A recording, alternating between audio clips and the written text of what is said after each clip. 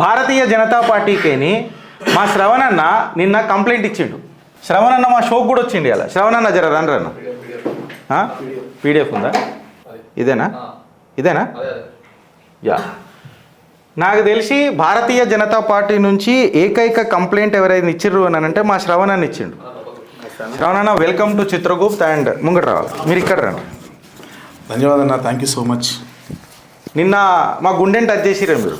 నిన్న పోయి మీరు పోలీస్ స్టేషన్లోనో లేకపోతే అది మన రంగనాథ్ గారికి పోయి కంప్లైంట్ ఇచ్చిండ్రు. కంప్లైంట్ ఇచ్చి దీని మీద యాక్షన్ ఎందుకు తీసుకుంటలేరు అని అన్నారు. తీసుకున్న తర్వాత మీరు నాకు ఫోన్ చేయడం జరిగింది. తర్వాత మీకు కొన్ని ధమ్కీలు కూడా వచ్చినాయి అని చెప్తున్నారు. ఈ ధమ్కీలలో దమ్ ఎంత ఉండని? ధమ్కీల గురించి భయపడేటట్టయితే మనం అసలు ముందుకే చేయము. ఆ రోజు మీకు తెలుసు కదా, ఇప్పుడు ఈ ఎంఐఎం యాసన్ అర్ఫత్ అనేటోడు ఎంఐఎం మా పెద్ద బామ్మర్ది యొక్క అల్లుడు. బామ్మర్దికి అల్లుడు ఏమవుతాడో నాకు మనం చూసుకోవచ్చు.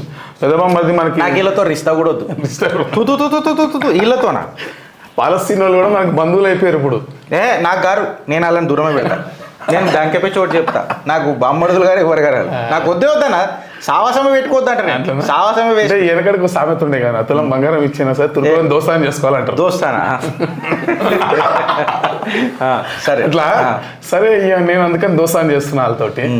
ఈ మొన్న రాధామోహన్ దాస్ స్వామీజీని కలిసి ఉంటే ఒకసారి సందర్భంలో, ఏం రాస్తావు నువ్వు, అసలు నీకు ఏం అవసరం లేదా, హిందూ సంతతిని రీకన్వర్ట్ చేయరా బాబు అని అంటున్నాను. అంటే నేను అదే నేర్పిద్దాం అనుకుంటున్నాను. సార్ నాతో అయితే లేదు, నేను ముస్లింలు అవుతున్నా కాబట్టి నెక్స్ట్ జనరేషన్ లో ఉన్నటువంటి హిందూ పోరాటాల కన్నా చెప్పాలి కదా, దోస్తానం చేసుకుంటారా బయట అని చెప్పి అదే చెప్దాం అనుకుంటున్నా. సరే అదే చేస్తే ఈ మా పెద్ద బామ్మర్దికి నాకు ఫస్ట్ నుంచి కూడా ఇదే లొల్లి. ఆ యాసర్ అర్ఫత్ అనేటోడు సరే మంచో చెడు ఒక మహిళా క్యాండిడేట్ ని భారతీయ జనతా పార్టీ హైదరాబాద్ పార్లమెంట్ నుంచి అభ్యర్థిగా పెట్టిండు. దింద ఆడే రోడ్ పైన వచ్చేసి నోటికి వచ్చినట్టు మాట్లాడిండు. వాని మీద కేసులు ఉండవు. ఈరోజు దాని గురించి మాట్లాడితే నన్ను 5 రోజులు జైల్లో పెట్టిండు మా ముఖ్యమంత్రి గారు. సీఎం నెత్తురు సీఎంకి ఏడుందే వాళ్ళకి అన్న మాటలు ఆయనకు చెవులకు వినబడాయి. ఎందుకంటే అసదుద్దీన్ ఓవైసీ క్లియర్ కట్గా చెప్పిండు, మన ఒప్పందం ఒకటే, మేము మాట్లాడితే కేవలం నీ చెవులు వినబడొద్దు, నీ నోరు పని చేయొద్దు, నువ్వు ముఖ్యమంత్రి అన్న పదవి నువ్వు మర్చిపోవాలా రేవంత్ అన్న అని అన్నాడు. ఇంత వీక్గా నేను ఎప్పుడు చూడలే రేవంత్ రెడ్డిని. సీరియస్గా ఆయన సోనియా గాంధీనే వెనకటికి బలిదేవత అని అన్నాడు, పదవి ఇచ్చిన తర్వాత బలమైన దేవత అని అన్నాడు. ఆయన టంగ్ ట్విస్టర్, ఆయన అంత ఖతర్నాక్గా మాట్లాడతాడు మా రేవంత్ అన్న. కాకపోతే రేవంత్ అన్న గిట్ల అన్న నువ్వు సోనియా గాంధీకి భయపడ్డావు అని అంటే చలో నీకు పదవి ఇచ్చింది, నువ్వు పెదవి మూసుకున్నావు అని అంట. అసదుద్దీన్ వేసి కూకున్నా అవేను మూసి గట్టిగా వంగితే కొట్టుకోపోతారు, వీళ్ళు మూసి గట్టిగా నిండితే కొట్టుకోపోతారు.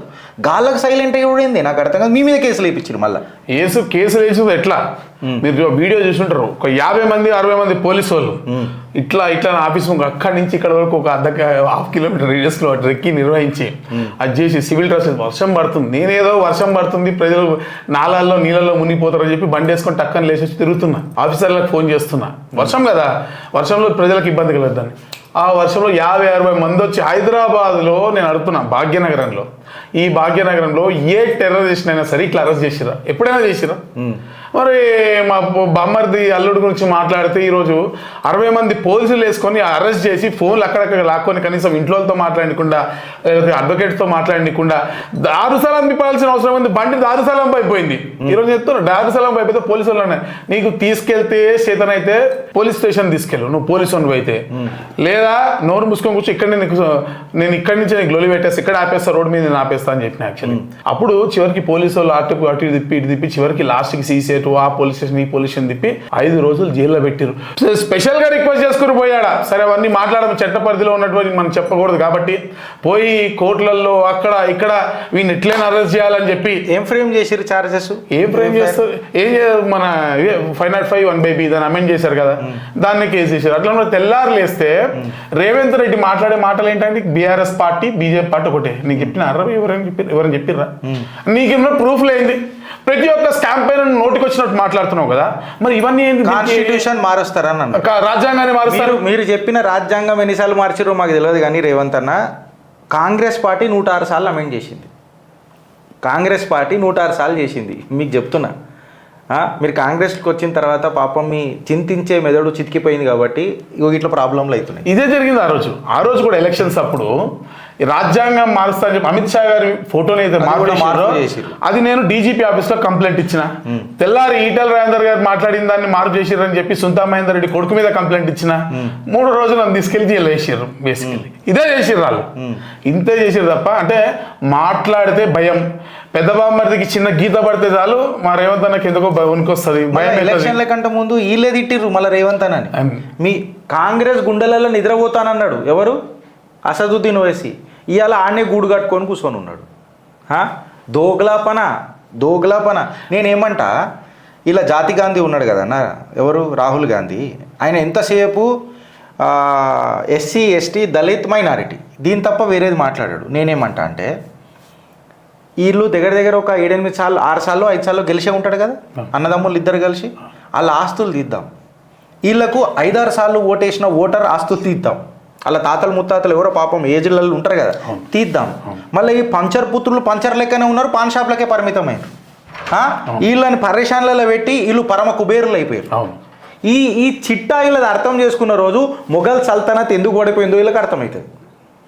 లేకపోతే ఏముంటుంది, బాబా చిట్టా లగారే గదే నడుస్తుంది. సింపుల్గా గదే నడుస్తుంది, ఇంకేముండదు కాడ. మీరు అర్థం చేసుకున్న నాడు మేము అవన్నీ అర్థం చేసుకోం, మాకు ఓసీ చెప్పింది వేదం అని అంటే ముబారక్.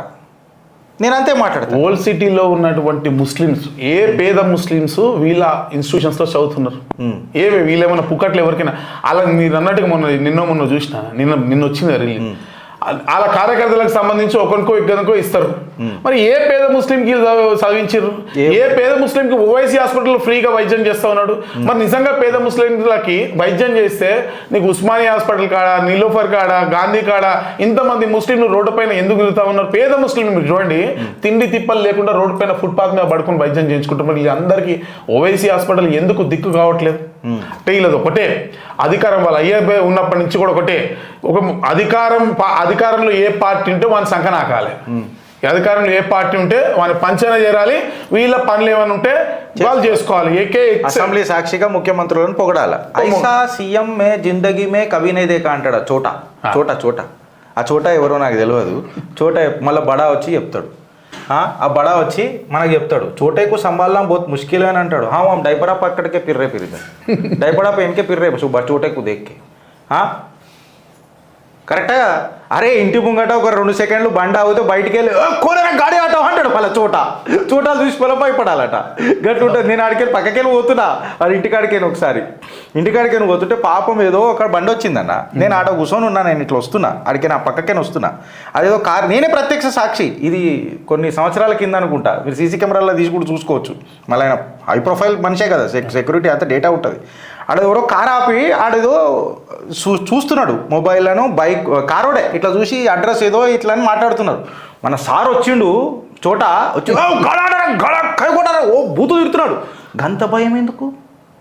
బుల్లెట్ ఛాతీలో దించుకుంటా అంటాడు స్కూళ్ళ కోసం. నేను అదే ప్రెస్ అడిగితే, ఇప్పుడు నేను బతుకున్నంత ప్రతి ఒక్కడు వచ్చి గుర్తలలో గోలి కొడతాడా? కొట్టాడుగా, కొట్టేయాలి. కొట్టాడుగా. ప్రతి ఒక్కడు వచ్చి ఎందుకు కొడతాడు? అరే నువ్వు ఏం పాపం చేసుకున్నావు? వాడు వచ్చి నీ పాపానికి కిరికిరి చేసిండు. సరే అప్పుడు కూడా మళ్ళీ వీళ్ళు నేను అదే ముస్లిం వాళ్ళకు కూడా చెప్తా ఏందనంటే, అక్బరుద్దీన్ ఓవైసీకి ఇట్లా అయినప్పుడు కూడా గవర్నమెంట్ హాస్పిటల్ తీసుకోవాలి. ఇప్పుడు కూడా తీసుకునే నోబత్ లేదు. ఓవైసీ హాస్పిటల్ తీసుకుపోయారు. వాళ్ళది ఎంత తర్వాత కేరు, దాన్ని ఎంత రంగుల హంగులతో కట్టుకున్నారు. ఉస్మానియా యూనివర్సిటీలో ఎక్విప్మెంట్లు గతిలేవు. మళ్ళా ఈ బిల్డింగ్ని రెనోవేట్ చేస్తానని అంటారు. Heritage structure. అరే మీరు ఉస్మాన్ అలీ ఖాన్ కట్టిండి, అట్లా చేస్తామన్న మూతబరు ఉండాలి కదా మీకు. ఆ మూతబరు వద్దు. పొలిటికల్ దందాల కోసం లంకె పిందలు. ఇంకొక విషయం అన్న, ఈ ముచ్చట వచ్చింది కాబట్టి నేను చెప్తున్నా. యావత్ భారతదేశంలో అతిపెద్ద హాస్పిటల్ యునానికి సంబంధించిన ఏదైనా హాస్పిటల్ ఉన్నదని అంటే అది మన భాగ్యనగరంలో ఉన్నది. చార్మినార్ పక్కకు ఉంటుంది. భాగ్యలక్ష్మి గుడి దర్శనం ఇసుకుంటా యునానీ మెడిసిన్లో వాళ్ళు రికవర్ అవుతారు. నిజంగా చెప్తే అమ్మవారి దర్శనం భాగ్యంతోనాడు. మళ్ళీ యునానీ మెడిసిన్ మొత్తము అరబిక్లోనే రాసి ఉంటుంది కదా.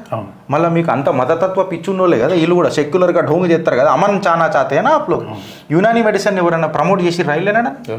ఇవాళ యునానీ మెడిసిన్కి ఇట్లా ప్రమోట్ చేసి ఉంటే ఎంతమంది ముస్లిమ్స్లకు ఉద్యోగాలు వస్తుండే? దాని లిపి మొత్తం అరబ్లో ఉంటుంది. అరబ్ నుంచి ఇంగ్లీష్లో ట్రాన్స్లేట్ చేయాలన్నా, తెలుగులో ట్రాన్స్లేట్ చేయాలన్నా ట్రాన్స్లేటర్ కావాలి కదా. ట్రాన్స్లేషన్ చేయాలన్నప్పుడు ఎవరు చేస్తారు? అది ముస్లింలు చేస్తారు కదా. మళ్ళీ ముస్లింలకు ఉద్యోగాలు వస్తాయి కదా. నేను హిందువుల గురించి మాట్లాడతాను, ముస్లింల గురించి. సిటీలో ఉన్న ముస్లింలు ఎవరు చదువుకోవద్దు అంతే. ఎవడైనా చదువుకుంటే వీని మాట వినడు, వాడు మంచి ప్రశాంతత కోరుకుంటాడు, భారతదేశంలో కలిసిపోతాడు. పంచర్ షాప్ పెట్టాలి, పాన్ షాప్ పెట్టాలి. తర్వాత మనోడు ఇట్లా మన ఎవరు అసదుద్దీన్ ఓవైసీ నడుచుకుంటూ వచ్చి రేహాన్ చికెన్ సెంటర్ జిందాబాద్ కథం. ఇదే ప్రగతలది. కరెక్ట్. రేహాన్ చికెన్ సెంటర్ జిందాబాద్, కాటేరో అని అంటాడు. కటాకట్ అవుతుంది నీది జరా. జాతి గాంధీ ఏం చేస్తాడో చూడు, మళ్ళీ కటాకట్ చెప్తాడు ఒక రోజు మీ అందరిది. ఇక ఇది స్టోరీ. ఈ కంప్లైంట్ పైన ఏమని అన్నారండి మళ్ళీ రంగనాథ్ గారు ఇది ఏమన్నారంటే, ఇది ఏమో కేబీఆర్ పార్క్ మీద ఇచ్చింది, పక్కన ఉన్నదేమో మీకు పర్వాలేదు నాకు గుర్తుంది, అది కూడా ఉంది. అది ఓవైసీ సంబంధించిన సల్కం చెరువు పైన ఇచ్చినాం. అది చెరువు మీరు శాటిలైట్ పిక్చర్స్ సోషల్ మీడియాలో తిరుగుతూ ఉన్నాయి, చాలా క్లియర్, చాలా కోఆర్డినేట్స్ పెట్టి కొట్టినారు. మీరు మంచి వీడియో కూడా చేశారు, నేను కూడా చూసిన. యాక్చువల్లీ దీనిపైన కంపల్సరీ కొట్టాలి అంటే మరి ఎందో రంగనాథ్ గారి వాయిస్లో తేడా వచ్చింది. నిన్నటి వరకు పూట్ ఎవరిని వదలం, ఆడిని వదలం, మీడిని వదలం అని చెప్పిండు. నేను అడిగినా, సార్ ఏంది మీరేమన్నా అంటే, నేను ఫస్ట్ నుంచి కూడా నాకు డౌట్ ఏంటంటే, వీళ్ళు ఏంటంటే నాగార్జున ఇప్పుడు లాస్ట్ టైం కేటీఆర్కి దోస్తాను ఉండే, అక్కడ వైఎస్ఆర్సీపీలో దోస్తాను సార్. ఈయన భయపెట్టని కొట్టిన ముఖ్యమంత్రి గారు, కొట్టిన వాళ్ళతో చిన్న వాళ్ళే బేసికలీ. వీళ్ళందరూ ఒకరిద్దరు బిల్డర్ని భయపెట్టి ఒక 10,000 కోట్లు 20,000 కోట్లు ప్యాకేజ్ చేసి హైడ్రా షట్టర్ మూసేస్తారేమో భయంతో నేను ఎంబడే పోయి ఇచ్చిన. అందుకే ఇస్తే ఏమంటారు, సడన్గా మాట మార్చేసిండు. ఇప్పుడు ఏమంటాడు, ఎడ్యుకేషనల్ ఇన్స్టిట్యూట్స్ని మేము ఆలోచన చేసుకోవడం.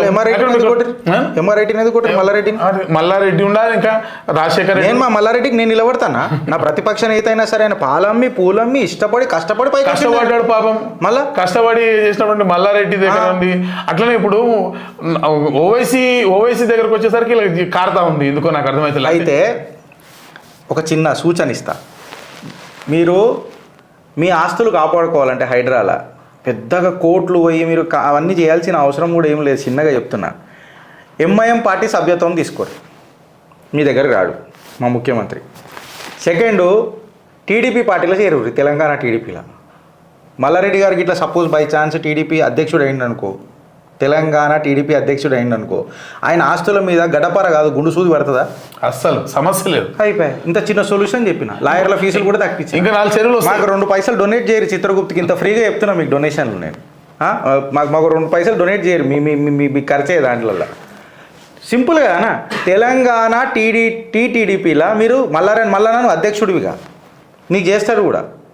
అప్పుడు ఇట్లా కాదు, నువ్వు ఎగురుకుంటే 2 తోడలు కొట్టొచ్చు. ఇట్లా బాలకృష్ణ భయపడతాడు, అప్పుడు బాలకృష్ణ భయపడతాడు మీ తోడలకు, సీరియస్గా చెప్తున్నా.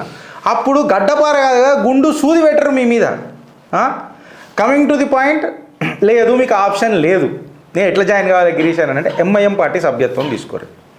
చోటేకు బోలు అంటాడు బడా, చోటేకు బోలు అని అంటాడు. ఇక చోటా బడా అనగానే కథం, బడేమియా చోటేమియా అనగానే పాట షురువు అయిపోతుంది. టేరే నేరే నేరే నేరే నేరే నేరే అనుకుంటే షురువు అవుతుంది. ఇంత అవుతుంది కదా, ఇంకేమన్నా ఉన్నదా? అంతే. ఇంకోటి మీరు చెప్పినట్టుగా ఈ మల్లారెడ్డి గారు ఈ చేస్తున్నటువంటి లాబీలోనే నాకు ఇప్పుడు ఈ హైడ్రా అనే దాన్ని అర్థం పెట్టుకుని బేసికలీ ఈ పల్లారాజేశ్వరరెడ్డిని మల్లారెడ్డిని వీళ్ళందరినీ కూడా పార్టీలో తీసుకొచ్చేటువంటి ప్రయత్నం చేస్తున్నట్టుగా ఒకటి కనబడతా ఉంది ముఖ్యమంత్రిది. ఓవైసీ దగ్గరికి వెళ్ళేసరికి వీళ్ళకి ఎందుకో చెమటగా అర్థం ఉంది, నాకు అర్థం కాలే. నాకున్నటువంటి సోర్సెస్ ప్రకారం నాకు తెలిసింది ఏంటంటే, ఓవైసీ సల్కం చెరువు గురించి ఎప్పుడైతే చర్చ వచ్చిందో, చర్చ రాగానే మీద రాహుల్ బాబా ఫోను కింద వీరికి వచ్చిందని. రాహుల్ బాబా దాకా ఎందుకు పోతారు? మేరకు మైనారిటీకే ఓట్ చెయ్యని వాళ్ళకు ముందే చెప్పేసిర్రు. మేము ఎస్సీ ఎస్టీ ఓబీసీ దళిత్, ఇంకా ఇది మన ఇదేంది, ఇది మైనారిటీలలో ఓన్లీ మైనారిటీలలో మెజారిటీ ఉన్న ముస్లింలే. మళ్ళీ వేరే గురించి పంచాయతీ ఉండదు, ఇక వీళ్ళకే మైనారిటీ ఉంటుంది. మళ్ళీ 25 కోట్లు 30 కోట్లు దాటిర్రు, మళ్ళీ ఆయన మైనారిటీ. వీళ్ళకంటే వాళ్ళకు ముందే ఏఐసీసీలో క్లియర్, నువ్వు ముఖ్యమంత్రి కావాలన్నా అని అన్నారు. అయితే ముఖ్యమంత్రి కావాలంటే ఏం చేయాలి అని అంటే, బలిదేవత అన్న ఇప్పుడు బలమైన దేవత అని అన్నారు. నెక్స్ట్ అని అన్నారు. రాహుల్ గాంధీ తప్ప వేరే ఎవరు మేధావి లేరు. Very good. నెక్స్ట్, ఆయన ఏం మాట్లాడినా ఆయననే రాహుల్ గాంధీ నెక్స్ట్ ప్రియం, ఆయననే తోపు, ఆయననే తుపేలు, సూపర్ సూపర్ సూపర్ అని అన్నారు. నీకు ఏమైనా తెలివితేటలు ఉన్నాయంటే, నాకు తెలివితేటలు ఉన్నాయని నేను చెప్పొద్దు, సూపర్ ఇట్లా అని అన్నారు. అన్నాక దేశంలో అత్యున్నత స్థాయిలో అంత హుషారున్న యువకుడు ఎవరు, బ్యాచులర్ ఎవరు అని అంటే రాహుల్ గాంధీ అని చెప్పాలి. ఇంతే ఇక ఇంకా ఇంకా ఏం మాట్లాడు. మోస్ట్ సెక్యులర్ పార్టీ ఏదంటే ఎంఐఎం అని చెప్పాలి, కాంగ్రెస్ అని చెప్పాలి. ఫస్ట్ కాంగ్రెస్ అని చెప్పాలా. సెక్యులర్ వాదం బతుకున్నది కూడా రాహుల్ గాంధీ వల్లనే అని చెప్పాలా అని చెప్పి ఇట్లా టికా టికా టికా టిక్ ఖటాకట్ ఖటాకట్ ఖటాకట్ అయినా చెప్పేసిండు. చెప్పేసిన తర్వాత Sonia Gandhi is an emotion అని ఒక వీడియో చేసిండు ఆయననే. ఆమె నడుస్తుంటే ఇట్లా పక్కకే నడిచింది ఒక వీడియో ఉంటుంది. మన కేజీఎఫ్ బ్యాక్గ్రౌండ్ స్టార్లు నడుస్తారు వీళ్ళంతా అదంతా పెట్టి ఇట్లా నడిపించేసారు. నడపంగానే ఇక కథం. పదవుల కోసం పెదవు మూసుకోగానే బలిదేవత బలమైన దేవత కాగానే ఇంకేడికేనవుతుంది. ఆయన అడుగుతారు అది కుల్లం కుల్ల అన్నాడు ఆయన. ఆ రోజు అది కరెక్టు, ఈరోజు ఇది కరెక్టు. కరెక్టా కదా? ఈరోజు ఏ ఎండకా కొడుకు. నేను కేసీఆర్ దిగిపోయిన తర్వాత రేవంత్ రెడ్డి గారు ముఖ్యమంత్రి అయితే అబ్బా కొట్టిండ్రా కాకా అనుకున్నా. గడీలు బద్దలు కొట్టిండ్రా దొరా భద్రం జరా అని చెప్పి దించిండు గడపారా అని అనుకున్నా. కాకపోతే ఈయన గ్రాచారం ఇట్లా మార్చుకుంటాడని నేను అనుకోలే. ఇట్లా నిలబడి ఖాన్ బైరి కొడతానేటో ఇలా చేతులు కట్టుకొని కూర్చుంటున్నాడు అని అంటే నాకు సమాజ్ కాలే. ఇక్కడ బిల్లలు వేసి బెంచ్ ప్రెస్ కొడతాడు అనుకున్నా రేవంత్ అన్న. డంబులు కూడా ఎత్తలేకపోతున్నాడు. అది మా రేవంత్ అన్నని నిజంగా నేను టీవీ డిబేట్లు ఏదో మాట్లాడుతూ చెప్పినా అన్న, ఈ మా రేవంత్ అన్నని జైలు పంపించిన వాళ్ళని మీరు ఎట్లా వదులుతారు, వదలదని చెప్పిన. మా రేవంత్ అన్న పక్షాన నేను ఉంటానని చెప్పిన. ఎందుకంటే ఎంతైనా మా పాత కార్యకర్త, మన ఫ్యాక్టరీలోకి వెళ్ళినాడు. ఇదే ప్రాబ్లం. నేను ఏమన్నా అంటే ఆయన జాగృతిలో పనిచేసిండు, మన సిస్టంలో ఎప్పుడు లేడు. ఆయన జాగృతిలో కేవలం జీతానికి పనిచేసిండు. ఆయన అనవసరంగా నేను నా ఐడియాలజీ అని అన్నాడు. ఆయన నాదంతా రేవంత్ ఐడియాలజీ అని క్లియర్ కట్గా చెప్పిండు. నా గోల్ ఐడియాలజీ ఏ పార్టీ కాదు, నా గోల్ ఫోకస్ నేను ముఖ్యమంత్రిని కావాలి ఆయన, నేను అది సపోర్ట్ చేస్తా. వ్యక్తిగత జీవితానికి ఆయన పునాది పెట్టుకున్నాడు. అన్న కాంగ్రెస్ రేవంత్ రెడ్డి లేకపోయినట్టే ముఖ్యమంత్రి అవుతుండే, కాంగ్రెస్ పార్టీ వస్తుండేనా? కాంగ్రెస్ పార్టీ దిక్కు దివానా. సో ఇది ఒక్క క్రెడిట్ నేను ఆయనకి ఇస్తా. కాకపోతే దమ్మున్న నాయకుడు అనుకున్నా, దుమ్ము లేపుతాడని అనుకున్నా. కాకపోతే గిట్ల అయిపోయింది. ఏ ఒక్క డెసిషన్ కూడా క్లారిటీ లేదు. ఏ ఒక్క డెసిషన్ నేను ముఖ్యమంత్రి ఏ డెసిషన్ తీసుకోండి మీరు, చర్చ రెడీ. నేను ఆడికి వస్తా, ఇక్కడికి వచ్చినప్పుడు వస్తా. ఇంకొకటి ఇప్పుడు ఎట్లా అయిపోయింది అని అంటే, టు కన్క్లూడ్ దిస్ సల్కమ్ చెరువు అండ్ దిస్ టాపిక్, ఇప్పుడు ఎట్లా అయిపోయిందంటే హమారా హాత్ సాఫే అని చెప్పి ఇట్లా చేయి చూపిస్తాడు మా రేవంత్ అన్న. పతంగ్ పిలాతే మాంజా తేజే అని చెప్పి ఎంఐఎం వాళ్ళు అంటారు. నువ్వు డీల్ ఇట్లా కడికం ఎగిరేసి ఇడుస్తాం బిడ్డ, ఇట్లా చెగడ ఎగిరిపోతాయి మళ్ళీ అని చెప్తున్నారు. బరేలి మాంజా చైనీస్ మాంజాలు పెట్టి ఎగిరిస్తాం మేము అని చెప్పి చెప్తున్నారు రేవంత్ అన్న. చేయి కట్ అయిపోయింది అనుకో, ఏళ్ళు కట్ అయిపోయినాయి అనుకో, సింబల్ ఏముంటుంది? లాస్ట్కి ఒకటే ఏళ్ళు మిగిలింది అనుకో మధ్యది, మళ్ళీ చేయి సింబల్ కాదు కదా, అది వేరే సింబల్ అయిపోతుంది. ఇప్పుడు సల్కం చెరువు జోలికి పోతే రేవంత్ అన్న చేతి వేళ్ళు తెగిపోతాయి అంటారు. పతంగ్ కల్లది కడికం అన్న. కడికం మీకు యాద ఉన్నదో, మీరు పతంగ్ ఎలిగిరేస్తారో తెలియదు. మేము లాల్ దర్వాల ఉట్టి పెరిగిన వాళ్ళం కాబట్టి మాకు తెలుసు. కడికం అంటే ఇది బరువు పతంగి కాదు. ఇట్లా చెరకను పట్టుకుని తిరుగుతుంది, ఇట్లా చెరక ఇట్లా డీల్ గుంజేస్తుంది. అది దాన్ని ఇట్లా భర్తీ లేసి నెత్తి మీద కానీ టోంగా కొట్టినాం అనుకో, జస్ట్ ఇట్లా ఆ బరువుకి ఎగిరిపోతాయి, కాట్ అని అయిపోతాయి. ఇట్లా ఏం లేదు. ఇప్పుడు ఆయన ఇట్లా టేపులు పెట్టుకొని కూర్చోవాలి. ఆయన రంగనాథ్ గారు ఇంకా మన రేవంత్ అన్న టేపులు పెట్టుకొని కూర్చొని కడికం ఎగిరేసి ఇట్లా ఇడిసిరేస్తే టేపుల్ కోసుకుంటూ పోతుంది. అది ముందే చైనీస్ మాంజాలే. ఇప్పుడు కాంగ్రెస్ వాళ్ళకి ఏం భయం అవుతుందంటే, చేతులు పోతే పర్వాలేదని ఆయన సింబల్ పోతుంది పార్టీది, మా మెడకాయలు పోయినాయి అనుకో మాంజాల, మా మెడకాయలు పోయినాయి అనుకో ఎట్లా? ఎందుకంటే ఇవాళ ఏ హిందూ అయినా కాంగ్రెస్ కోటేస్తాడా? కాంగ్రెస్లో ఉన్న హిందువులే కాంగ్రెస్ కోటే. నిజమైన హిందువు హిందుత్వం గురించి కొంత ఆలోచన. నిజమైన హిందూ అని అంటే కాంగ్రెస్ హిందువుడే కాంగ్రెస్ కోటే. కాంగ్రెస్ పార్టీలో అది మాకు తెలియదా గిరీష్ భాయ్, మా పార్టీ సంగతి అని అంటాడు. ఇది ఫస్ట్ పాయింట్. సెకండ్ పాయింట్, వాళ్ళకు ఓట్లల్లో పడాలంటే ఎవడేస్తారే ఓట్లు? కేవలం మైనారిటీ ఓట్లతోనే వాళ్ళు పైకి రావాలి. మా పాలస్తీనా కూడా కొంతమంది వేస్తారు. ఇక రోహింగ్యాలు పాలస్తీనాలు పక్కకు పెడదాం కానీ ఇక వాళ్ళు వేస్తారు. వీళ్ళు వేసి వీళ్ళు మాట్లాడతారు. ఈ వర్కౌట్ అవుతుందా? అందుకే ఆయనకు గంప గుత్త పడే ఓట్లను ఎట్లా పోగొట్టుకోవాలన్న భయం చుట్టుకున్నది. కరెక్ట్. ఇప్పుడు బై ఛాన్స్ ముందే కాంగ్రెస్లో ఎట్లుంటారు, కాళ్ళు గుంజుమంటే ఫస్ట్ గుంజేస్తారు. అంతేనా? రెడీ ఉన్నారు ఇంకా. మన టిల్లు సినిమా ఇప్పటిదాకా అంటుంటే నేను మింగి అస్థిర పంజరం ఉంచినట్టు ఉంచుతుంది నమ్మేయాలని చెప్పి టిల్లులో చెప్తాడు. అట్లా మింగుతారు ఈ సీనియర్లు. ఇట్లా మింగేసి లాస్ట్కి అస్థిర పంజరం ఎత్తు వాళ్ళు బబ్బులుగా ముంచినట్టు ఉంచుతారు. రేవంత్ అన్న రాజకీయ భవిష్యత్తు కూడా వీళ్ళు అట్లనే చేస్తారు. ఆల్రెడీ ఇప్పుడే ఏఐసీసీలో పోయి ఈయన ఏమంటారు చెడ్డీలకు కూడా బన్యాలు గుంజేస్తారు, బన్యాలకు కూడా చెడ్డీలు గుంజేస్తారు వీళ్ళు. ఈ రోజు అయితే ఇప్పుడు ఈయనకి ఎట్లుంటుంది అంటే, రేపటి దినం నా కాంగ్రెస్లో ఏమన్నా నాకైనా నేను బయటికి సింపతితో వచ్చినా ఒక కొత్త పార్టీ పెట్టుకున్నా నేను చేసిన నాకు ప్రజలు ఓటేయాలి కదా. అక్కడ రేవంత్ అన్న మైనారిటీల పట్ల ఖిలాఫ్ ఉండడం తెలిసిందనుకో, ఒక కొత్త ప్రాంతీయ పార్టీకైనా నాంది వలకలేడు. అందుకే ఆయన ఏం చేసుకుంటుండంటే మొత్తం ఇప్పుడు అడ్వైజర్లను పెట్టుకొని రంగం సిద్ధం చేస్తున్నాడు. ఆయన టీంని పెట్టుకుంటున్నాడు, ఆయన ఆయన సెటప్ చేసుకుంటున్నాడు. అయితే ఇక్కడ ఎంఐఎం అండ్ కాంగ్రెస్ పార్టీ ఏం భయపడుతుందంటే శ్రవణ్ అన్న, బరాలు ఒప్పుకుంటారు అది కడికమ్మనని. మనది కూడా డోరడార్ పతంగ్లే, బీజేపీలే కాషాయ కార్యకర్తలే కూడా డోరడార్ పతంగ్లే. బిడ్డామే మన భర్తీలో పెట్టిడికని గుంజుకుంటూ వచ్చినాం అనుకో కీయించనని, ఇట్లా బబడీలు కొట్టుకోవాలి, మళ్ళీ లబలబలబల బబడీలు కొట్టుకోవాలి, అట్లా గుంజుతాం కీయించాల, భర్తీలో పెట్టి గుంజుతాం మేము కూడా. గట్ల గుంజుతారు మన కాషాయ కార్యకర్తలు. 8 సీట్లు గుంజలే, 12 అన్నాడు, డజన్ కొడుతున్నా అని అన్నాడు. ఏమా సొంత నియోజకవర్గంలో ఓడిపోయినట్టు అసలు సగం రాలేదు అంటే ముఖ్యమంత్రి, రీసెంట్గా గెలిచిన ముఖ్యమంత్రి, ఇన్ని పాలసీ మేకింగ్ చేస్తున్నటువంటి ముఖ్యమంత్రి, ఇంత బలగాన్ని కూర్చుకున్న ముఖ్యమంత్రి, డబ్బుల్ని కూర్చుకున్న ముఖ్యమంత్రి సగం సీట్లు ఓడిపోయినట్టే ముఖం మీద పెట్టుకోవాలి. మళ్ళీ బీజేపీ ఏడుందని అంటాడు. సేమ్ కేసీఆర్ అనే డైలాగులు కొడుతున్నాడు. ఇట్స్ ఫెయిల్యూర్ కదన్నా. ఆ గెలిచిన సీట్లలో ముక్కు ములిగి 8 సీట్లలో ముక్కు ములిగి గెలిచింది. లాస్ట్కి శ్రవణ్ అన్న, ఈ సలకం చెరువు మీద ఒక కప్పు చాయ్ బెట్టి కట్టుకుందామే. ఓకే, నేనంట కూలగొట్టాడు అంట. మీరు కూడా ఈ కూలగొట్టాడు గిరీశన్ అన్నారంటే ఇక పంచాయతీ ఉండదు అనుకో. సో మీరు రంగనాథ్ గారు నేను ఇప్పుడు ఆపోజిట్ ఉండాలి కాబట్టి నేను మా రేవంత్ అన్న సైడ్ ఉంటాను. మా రేవంత్ అన్న కూలగొడతాడు అంటున్నా. ఇక రేవంత్ అన్న నన్ను కాపాడాల్సింది నువ్వే, నా ఇజ్జత్ నిలబెట్టాలి ఈ రోజున. ఇది మీ మల్కాజ్గిరి పార్లమెంట్ లో, మల్కాజ్గిరి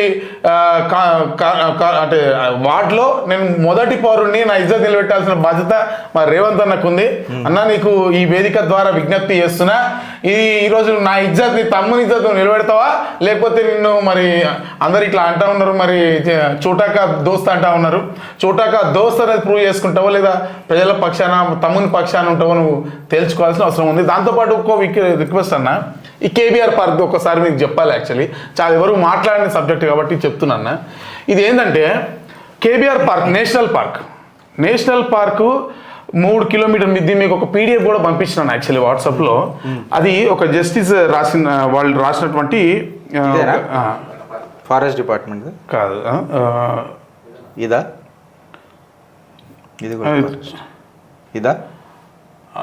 జస్ట్ ఇది యాక్చువల్లీ మీది ఇట్లా ఉంటుంది. బేసికలీ టు రేవంత్ రెడ్డి ముఖ్యమంత్రి గారు అని ఉంటుంది. ఇప్పుడే పంపించాను మీకు, నెంబర్కి పంపించాను. టు రేవంత్ రెడ్డి గారు, KBR letter on KBR park. Download చేయలేదు, నాకు పంపించారా? ఏ నంబర్ పంపించారా? అదే చిత్రగుప్త నంబర్. ఓకే, ఇదేనా? ఇది చాలా ఇంపార్టెంట్ సబ్జెక్ట్. ఎందుకు చెప్పాలనుకుంటున్నా అంటే మీ వేదిక ద్వారా మీరు ఇచ్చినటువంటి ఈ అవకాశం ద్వారా ఈరోజు భాగ్యనగరంలో ఉన్నటువంటి ప్రజలందరి దృష్టికి, అంటే ఎన్విరాన్మెంట్ ప్రేమికులు ఎవరైతే ఉన్నారో వీళ్ళందరి దృష్టికి, హైడ్రా నేను పర్యావరణాన్ని కాపాడతామని చెప్పి ఒక మూల సూత్రంతో వచ్చినటువంటి ఏజెన్సీ కాబట్టి దానికి సంబంధించినటువంటి అంశాన్ని ముఖ్యంగా తీసుకొస్తుంది. దీంట్లో వీళ్ళు ఇంతకుముందు కూడా రాశారు, వీళ్ళు ఇంతకుముందు లేదు letter from DN Reddy KBR park పైన వీళ్ళని చాలా క్లియర్గా రాశారు. Grave concerns, we are with you with the grave concern regarding the recent proposals by the Greater Hyderabad Municipal Corporation to develop 6 locations around KBR park. దీనికి బ్యాక్గ్రౌండ్ ఏంటంటే ఈ నేషనల్ హైవేకి సంబంధించి చుట్టుపక్కల రేడియస్లో 3 కిలోమీటర్లు ఎకో సెన్సిటివ్ జోన్ అంటారు. ఈ ఎకో సెన్సిటివ్ జోన్లో మీకు కేబీఆర్ పార్క్ చుట్టుపక్కనేవి కూడా మీకు G+2 పైన G+2 పైన పర్మిషన్స్ ఇవ్వడానికి లేదు. కానీ కేబీఆర్ పార్క్ ఆనుకొని మంత్రి కన్స్ట్రక్షన్ జరుగుతుంది 25. దాని ఆపోజిట్లో శ్రీనివాసరావు బిల్డర్ అనే పేరుతోటి ఒక 25 అంతస్తుల బిల్డింగ్ కడతారు. దీంట్లో ఒక్క ఫ్లాట్ 25 కోట్ల రూపాయలకు అమ్ముతారు. 25 కోట్ల రూపాయలకు అమ్ముతారు 25 అంతస్తుల బిల్డింగ్లు కట్టి. దీనికోసం ఒక ప్రత్యేకమైనటువంటి జీవో, ఇది మన SRDP పేరుతోటి స్ట్రాటజిక్ రోడ్ డెవలప్మెంట్ ప్లాన్ చేస్తున్నామని చెప్తూ ఒక ప్రత్యేకమైనటువంటి ఒక జీవో రాత్రికి రాత్రి వస్తుంది. దీన్ని సాక్షాత్ ముఖ్యమంత్రి రేవంత్ రెడ్డి గారు కరెక్ట్గా 1 ఇయర్ బ్యాక్ ప్రతిపక్ష నేతగా ఉన్నప్పుడు ప్రెస్ మీట్ పెట్టి మరి హంగామా చేసి మీరు ఎట్లా కడతారు, ఇదిగో RTA, ఇదిగో కాగితాలు అని చెప్పి హంగామా చేసినటువంటి ముఖ్యమంత్రి గారు ఈరోజు 1 ఇయర్ దాటిందన్న. పవర్ మీ చేతుల్లో ఉంది, మా పవర్ మీ చేతుల్లో, ఇది కవిత బినామీ అని చెప్పి సాక్షాత్ ముఖ్యమంత్రి గారు చెప్పారు. మరి నేను విన్నది ఏంటంటే 100 కోట్ల డీల్ రాత్రికి రాత్రి జరిగిందంటారు. నిజమో కాదో ముఖ్యమంత్రి గారు చెప్పాలి. మీడియా వర్గాల్లో ఉన్నటువంటి కథనం 100 కోట్ల రూపాయలు రాత్రికి రాత్రి డీల్ జరిగింది, తెల్లారి నుంచి మాట్లాడడం బంద్. మరి ఈ రోజు ముఖ్యమంత్రి గారి చేతిలో ఉంది కదా, ఇదే విషయం నేను హైడ్రా కమిషనర్ గారు చెప్పిన.